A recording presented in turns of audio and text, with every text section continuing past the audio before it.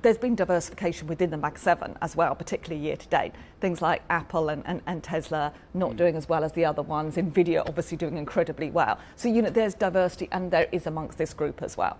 Novo Nordisk in this group has obviously done incredibly well over the last couple of years. So and you can see here SAP has also done very well. So yes, absolutely. They're not all going to be great performers every single moment, but overall they've been a really good group. Can I just ask you about Nestlé specifically? It's struggling to have its preeminent historical position. I always looked at Nestlé and I pretty much compared it to Unilever and Danone on a regular basis in terms of how it always managed, in my mind, to have the sales and the margins as an outperformer compared to its European peers.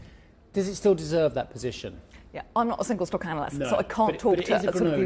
It is a granola, absolutely. It's so I would describe it as more of a kind of stable consumer company. Do you want to be in that type of company now? It's probably, if we're at an inflection point in European growth, if European growth does start to improve, it's probably not the sort of cyclical place to be. You want to be probably a little bit more cyclical right now than a more consumer staple. Yeah, you still don't have a trillion euro company, I suppose, in this on any of these, right? No. And it looks a little bit difficult to get there, especially with no AI type growth prospects in this one. How difficult does it get for them to then continue the growth if you don't have things like a trillion euro company here? Yeah. I mean, look, no, none of them are up there. I guess you've got Novo as one of the biggest, but none of them are up there in terms of that. But I think it's not so much the size of the company, it's more the characteristics that these companies have. They've got, as I said, good growth, they pay you a nice dividend. Not super stellar because, of course, they're not very cheap companies, but they pay you a nice dividend. Some of them are buying back shares. They've got extremely good balance sheets. They're really reliable growth compounders, and they're lower volatility than the Magnificent Seven.